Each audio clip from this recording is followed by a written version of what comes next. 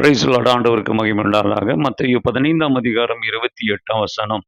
நீ விரும்புகிறபடி உனக்கு ஆக கடவது. இந்த பகுதியில் ஒரு கானானிய ஸ்திரியை குறித்து அங்கே சொல்லப்பட்டிருக்கிறது. இந்த கானானிய ஸ்திரீ இயேசுவினிடத்தில் ஒரு உதவிக்காக போகிறாள். ஆனால் அவள் அடிக்கடி கூப்பிட்டும் பதில் வரவில்லை. மாறுத்தனமான பதில் வந்தது. ஆனாலும் அவள் ஆண்டவரை விடவில்லை. ஆண்டவரை விடாமல் அவள் ஆண்டவரிடத்திலிருந்து அற்புதத்தை பெற்றுக்கொள்வதற்கு காரணம் அவளுக்குள்ள இருந்த விசுவாசமே. இவளுடைய விசுவாசத்தை குறித்து ஒரு 2 கருத்துக்களை உங்களோடு கூட பகிர்ந்து கொள்கிறேன். விசுவாசம் அமைதியாய் இராது. கர்த்தருக்கு ஸ்தோத்திரம்.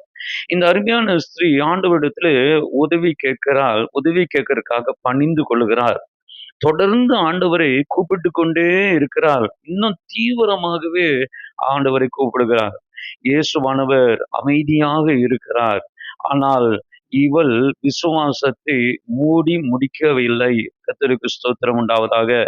சில நேரங்களில் நம்முடைய ஜெபம் தோல்வி அடைந்தது போல தோன்றும். ஆனால் நாம் கர்த்தரை நம்புவோம் என்றால் நிச்சயமாகவே நமக்கு பதில் வரும். யோபு 13ஆம் அதிகாரம் 15வது வசனத்திலே பதில் இல்லை என்றாலும் கர்த்தரை நாம் நம்பும்போது தேவன் நமக்கு இரக்கம் பாராட்டி நமக்கு அதிசயங்களை செய்கிறவராய் இருக்கிறார். இந்த மத்தேயு 15:24 புறஜாதியான எனக்கு இரக்கம் காட்ட மாட்டார் என்று அவள் சோர்ந்து போகாமல் தொடர்ந்து ஆண்டவரை கூப்பிட்டதினாலே அவள் வெற்றி அடைந்தாள். கர்த்தருக்கு ஸ்தோத்திரம். இரண்டாவதாக விசுவாசம் தடைகளை மேற்கொள்ளும். இந்த மத்தேயு 15, 27, 28 நீங்கள் வாசிக்கும் போது ஆண்டவர் அவளை நாய் என்று சொல்லும் போது நாய் அல்ல என்று எதிர்த்து பேசாமல் ஆண்டவருடைய வார்த்தையை சற்றென்று பிடித்து கொண்டாள். மேஜையின் அப்பத்திற்கு உரிமை இல்லை, ஆனால் துணிக்கு நான் சாப்பிடுவதற்கு எனக்கு உரிமை உண்டு.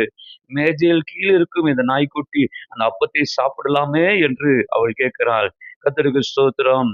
நான் நாயாக இருந்தாலும் நீதான் என் எஜமான் என்று அவள் முடிவுக்கு வந்து தந்தை என்ற உரிமையை நான் கொண்டாட முடியாவிட்டாலும் என் ஆண்டவர் என்கிற அவர் முடிவுக்கு அவள் வந்ததினாலே அவளுடைய விசுவாசம் தேவனை தொட்டது. கர்த்தருக்கு ஸ்தோத்திரம்.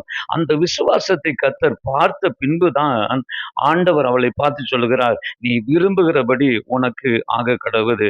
என் அருமையானவர்களே, உங்களுடைய விசுவாசத்தை வைத்து தான் கர்த்தர் உங்களுக்கு என்னெல்லாம் கொடுக்கணும்னு விரும்புகிறாரோ அதை எல்லாவற்றையும் கொடுப்பார். ஆனால் விசுவாசம் சில நேரங்களில் தோல்வி அடையும். சில நேரங்களில் நம்முடைய ஜெபம் நம்முடைய விசுவாசத்தை குறைக்கும்.